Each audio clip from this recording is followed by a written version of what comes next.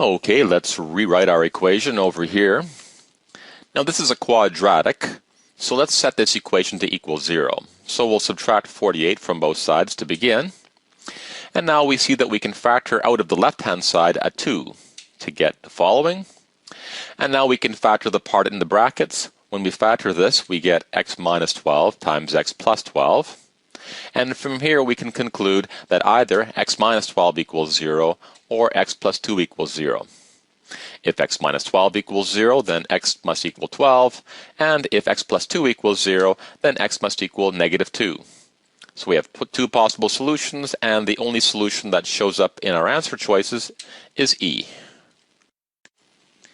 This question provides us with two equations with two variables. This is known as a system of equations, and there are a few ways to solve this. We're going to solve it by first rewriting each equation in the same format. So here, let's subtract x from both sides of our equation. And with this equation, we'll begin by multiplying both sides of the equation by x. And now let's subtract 0.2x from both sides. Our equations are now in the same format. So we'll take our blue equation and our red equation. And now we should notice that we want to solve for y here. So to do so, we want to have the same number of x's in both equations. So we'll take our first equation and just rewrite it over here. Our second equation, though, our red equation, let's multiply both sides by 5. When we do this, we get the following. And now notice that we have negative x in both equations. To eliminate these x's now, we subtract the red equation from the blue equation. So y minus 5y equals negative 4y. Negative x minus negative x equals 0 x's. So we've eliminated our x's. And 0.25 minus 0 is 0.25. And now we're almost done. Let's multiply both sides of our equation by 4. And now let's divide both sides by negative 16. So we see here that our answer is E. Okay, let's rewrite our equation here.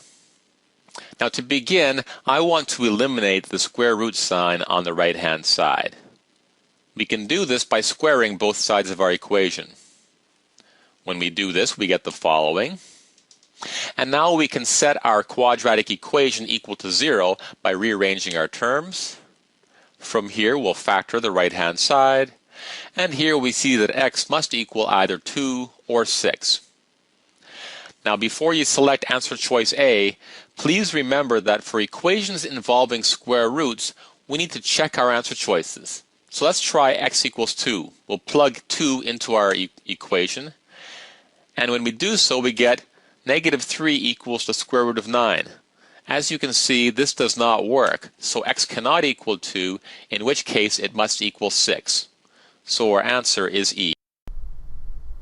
So here we have a system of equations, and we have fractions. These equations are loaded with fractions, and we don't want to have to do algebra with fractions. That really complicates things, so we're going to start out with a procedure known as fraction busting. Okay, how does this work? Well, let's get rid of everything, just the equations. Fraction busting, what we do is we look at the denominators. For example, here we have denominators of 6 and 4. We find the least common multiple of those numbers. The least common multiple of 6 and 4 is 12. And so I'm just going to multiply every term in that first equation by 12. 12 times 5, 6x. Divide first. 12 over 6 is 2. 2 times 5x is 10x. Plus a quarter y times 12. Well, a quarter of 12 is 3, so that's 3y equals a quarter of 12, which is 3. Very good. That's the first equation. Second equation, the least common multiple of 3, 6, and 2 is 6. So we're just going to multiply everything by 6. 1/3 of 6 is 2, so that's 2x, minus 1/6y. Well, 6 times 1/6 is 1, so that's just 1 times y, or y, equals 5/2 times 6. Well, divide first. 6 divided by 2 is 3. 3 times 5 is 15. That's the other equation. Now remember, we want to solve for x. And so we could eliminate y. That would be very useful. We have a positive 3y in the left equation and a negative y in the other equation. Well, in that other equation, we could take this equation, we could multiply everything by 3. Then we'd get 6x minus 3y equals 45. Well, now we have a plus 3y and a minus 3y. We can just line these equations up and add them together. And the 3y and the negative 3y cancel. We get 16x equals 48. Divide by 16, we get x equals 3. Go to the answers. C, x equals 3. Okay, let's first move our equation over here. Now we're going to solve this problem by applying a technique called factoring by grouping. And we can use this technique when we have 4 terms and there exists some kind of distinct pattern between 2 pairs of terms. Here's what I mean by this. Let's first rearrange these terms. And now notice that we can factor out of these 2 terms 3x. When we do so, we get m minus n in our brackets. Now let's factor these 2 terms.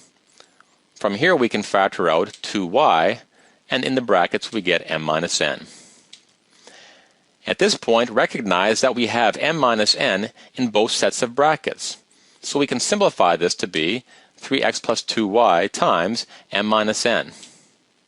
Now if 3x plus 2y times m minus n equals 0, we can conclude that either 3x plus 2y equals 0 or m minus n equals 0. Let's deal with the second one. If m minus n equals 0, then it must be true that m equals n.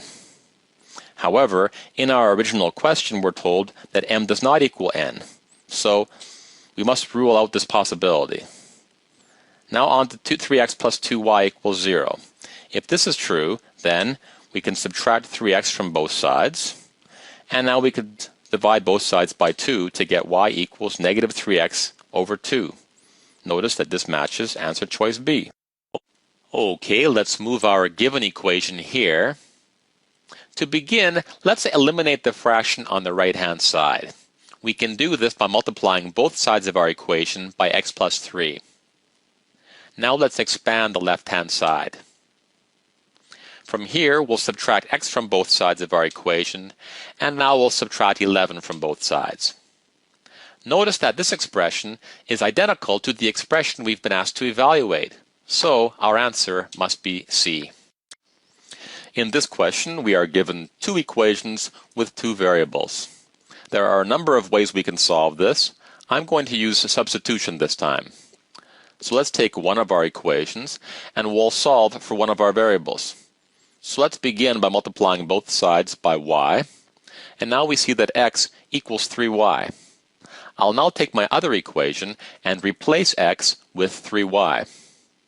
We can simplify 2 times 3y to be 6y, and 6y minus y is equal to 5y.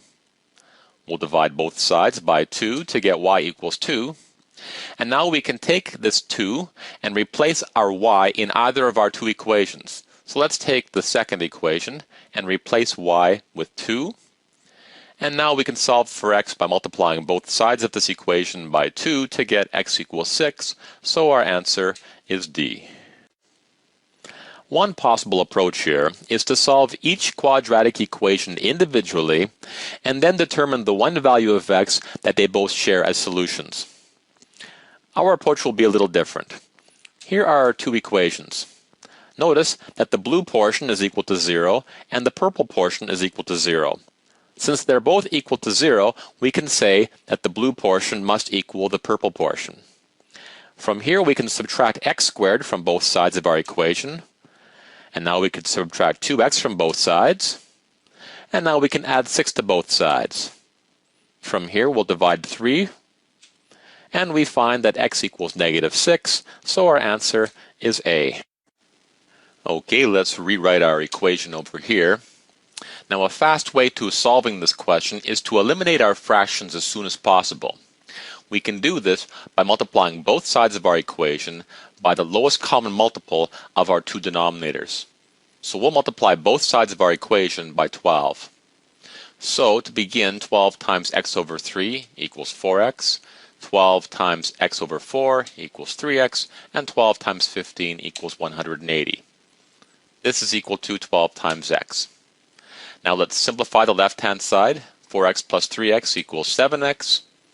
And now we'll subtract 7x from both sides, and we'll divide both sides by 5. We get x equals 36, so our answer is C.